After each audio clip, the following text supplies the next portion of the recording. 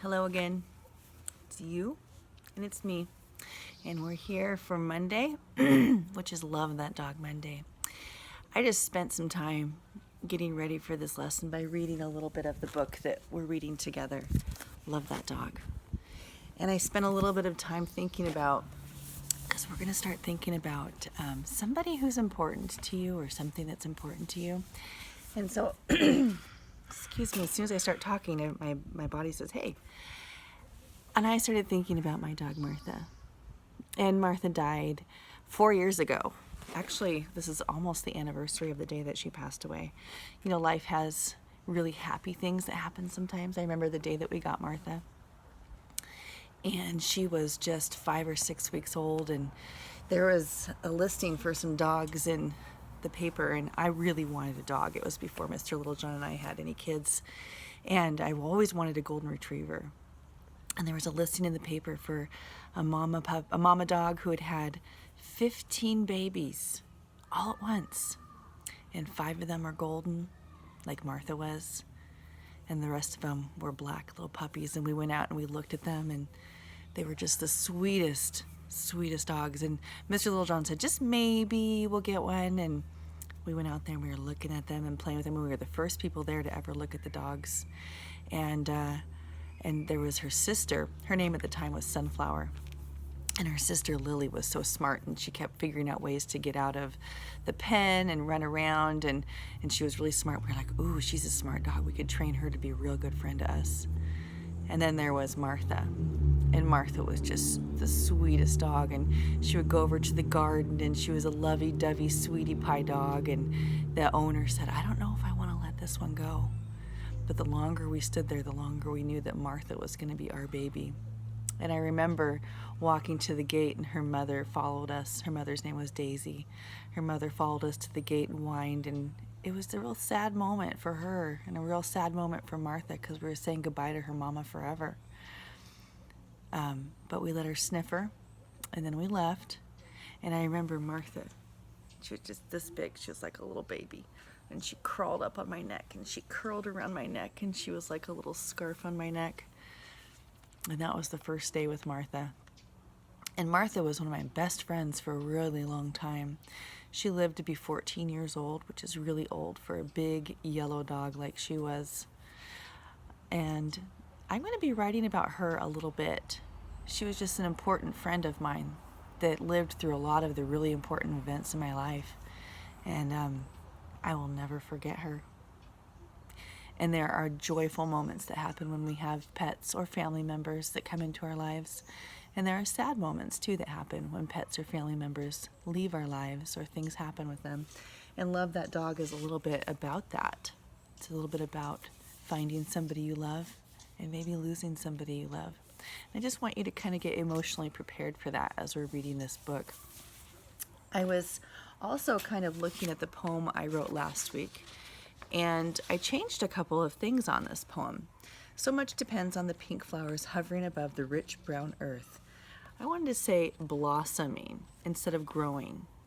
We already knew that they grew, but I thought blossoming seems like it's bringing fireworks almost to the world.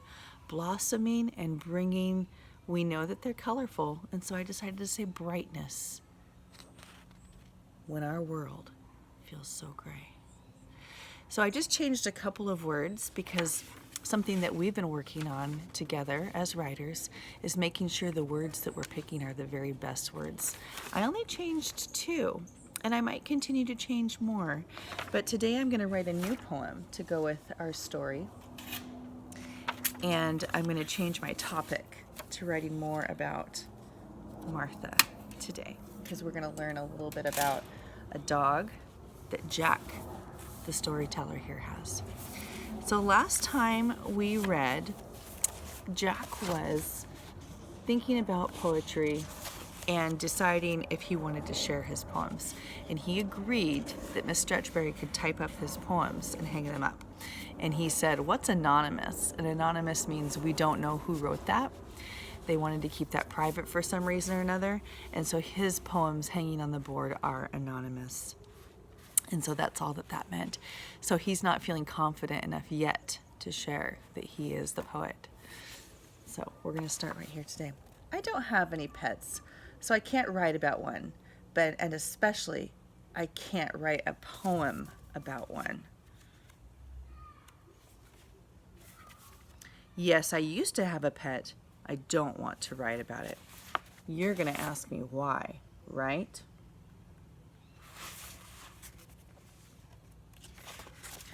Pretend I still have that pet?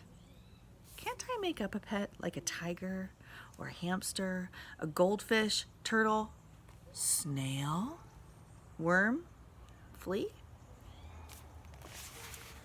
I like those small poems we read today. When they're small like that, you can read a whole bunch in a short time. And then, in your head, are all the pictures of the small things from the small poems. I liked how the kitten leaped in the cat poem, and how you could see the long head of the horse in the horse poem. Now you're going to see why I started thinking about my dog Martha.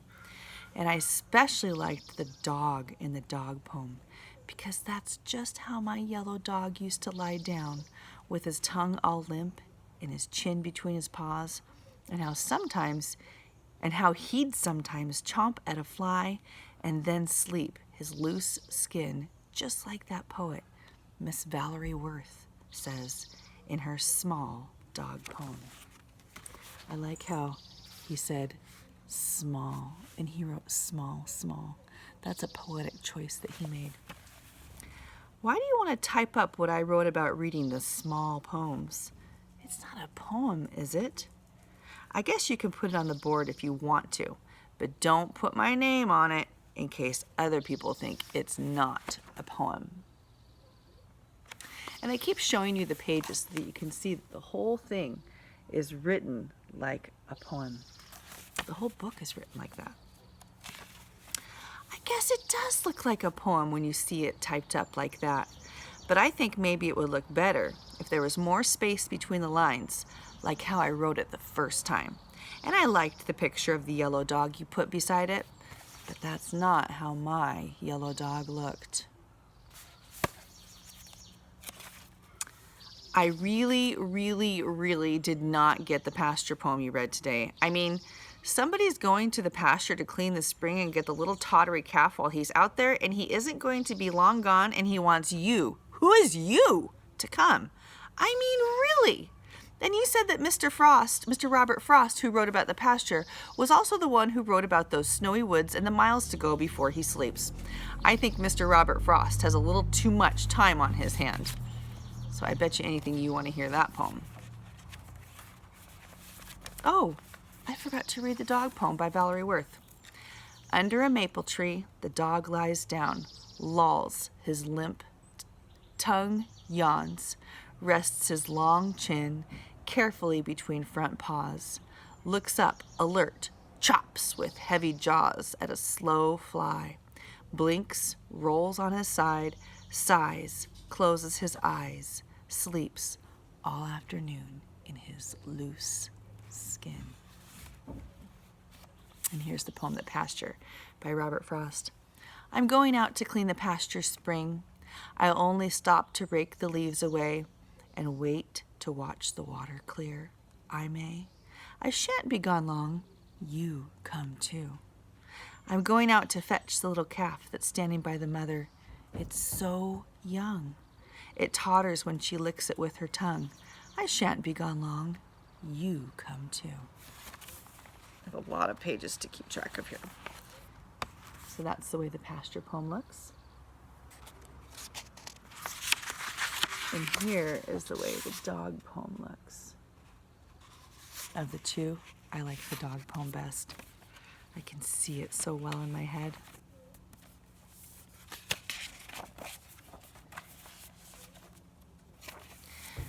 Remember the wheelbarrow poem you read the first week of school? Oh, we're at January 17th now.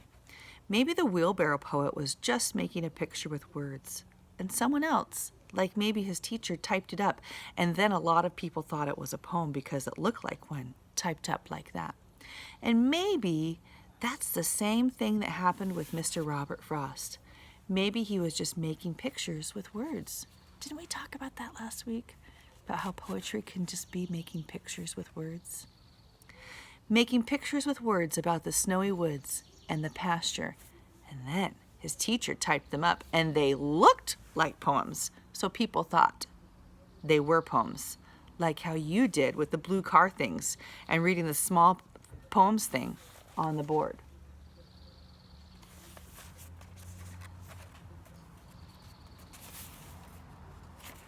Typed up, they looked like poems, and the other kids are looking at them and they think they really are poems. And then they are all saying, who wrote that? January 24th. This is what made me think of my dog Martha and the story about how we got her. We were going for a drive, and my father said, we won't be gone long. You come too. And so I went, and we drove and drove until we stopped at a red brick building with a sign in blue letters. Animal Protection Shelter. It says right there. And inside we walked down a long cement path, past cages with all kinds of dogs, big and small, fat and skinny. Some of them hiding in the corner, but most of them bark, bark, barking, and jumping up against the wire cage as we walked past, as if they were saying, me, choose me. I'm the best one. And that's where we saw the yellow dog, standing against the cage with his paws curled around the wire and his long red tongue hanging out and his big black eyes looking a little sad and his long tail wagging as if he were saying, me, choose me. And we did. We chose him. And in the car, he put his head against my chest and wrapped his paws around my arm as if he were saying, thank you, thank you, thank you. And the other dogs in the cages get killed if nobody chooses them. January 31st. Yes, you can type up what I wrote about my yellow dog, but leave off the part about the other dogs getting killed dead because that's too sad. And don't put my name on it, please. And maybe it would look good on yellow paper. And maybe the title should be, You Come Too. There are hard truths in those poems, huh? And there's also beautiful parts. Yes, it looks good on yellow paper, but you forgot, again, to leave more space between the lines like I did when I wrote it. That's okay, though. And that's where we're going to stop today. And if you're curious, that is Sharon Creech. She's the author of this book. And like I said last time, she's one of my favorite authors. So today, whoops, keep grabbing my red pen instead of my black pen. Today I'm going to write about Martha.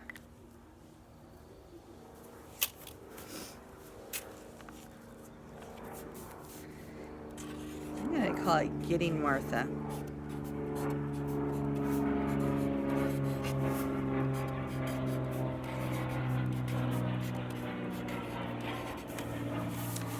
Start out. I don't know if you know this, but when you have a title, you put a line underneath it. It's called underlining, and that shows that it's the title. So Getting Martha. So I'm going to start by saying in the paper, this is back when newspapers were something everybody got. In the paper,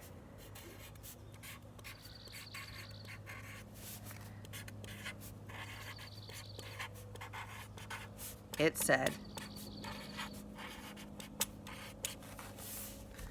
15 golden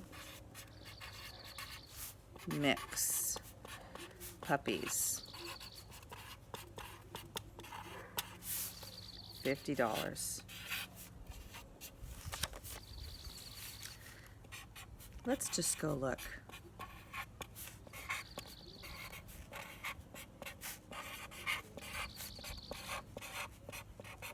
I like thinking about this story because that's what we did. We saw the paper. Let's just go look. Ooh, and I'm going to put quotation marks around that to show that's what we were saying. Let's just go look. 15 black and yellow in a pile, squirming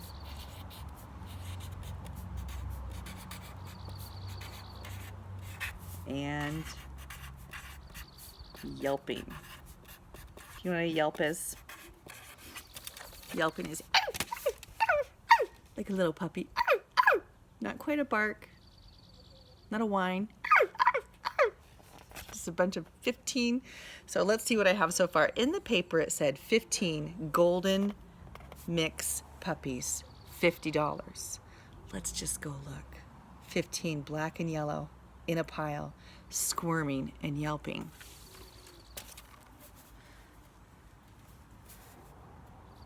One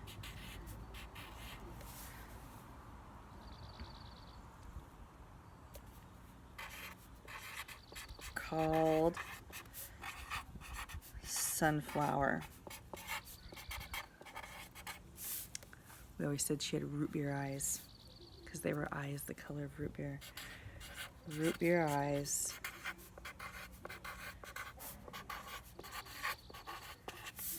Tugging at the green beans because she kept getting out, and then she'd go over to the garden and she'd chew on the green beans that were growing in the garden, and she'd pull them, and we were like, oh, she's a gardener like we are, because we like to grow vegetables in the summer and flowers all year round and make our yard look pretty. In the paper it said 15 golden mixed puppies, $50. Let's just go look.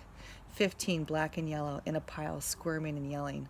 One called Sunflower, root beer eyes, tugging at the green beans.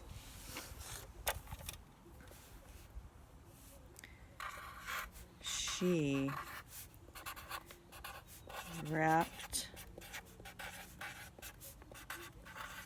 her warm body around my, I'm going to move this just a little bit, neck in the car on the way home.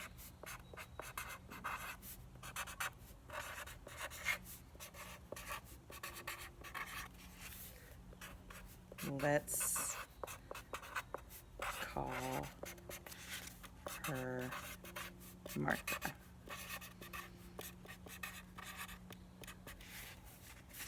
Ooh, and I'm going to put one last thing on it. Hours. Okay. So now I'm going to read this whole thing to you again. And I didn't practice this poem before. I thought about it. But this is, when I wrote it right now, is actually the first time I wrote it. Getting Martha. In the paper it said 15 golden mixed puppies, $50. Let's just go look. 15 black and yellow in a pile, squirming and yelping. One called Sunflower, root beer eyes, tugging at the green beans. She wrapped her warm body around my neck in the car on the way home. Let's call her Martha. And again, I used my quotation marks to show that that's what we said. Ours. So she was the first person in our family. And I forgot to capitalize Sunflower. Do you think that over the next couple days, I might go back to this and change some words as I think about it? Definitely. Now, I had 3 kids ask for a poetry book. I have a lot of poetry books. So if you want one, you can have one. Just go to my link, or go to the Oak Heights staff directory, shoot me an email with your name, your address, and your mom and dad's name so that I make sure it gets to your house, and I will send you a poetry book that you can keep your special poems into. So this was what I wrote today, and I can't wait until we read more next Monday. Next Monday we'll be able to read a little bit longer. I'm stopping a lot right now because it's got the poems in between that we need to read too.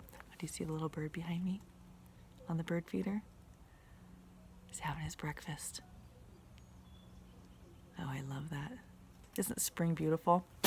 I sure am missing everybody right now as the spring is coming on stronger. It makes me think of all those things that we would be doing in my classroom to finish out the school year.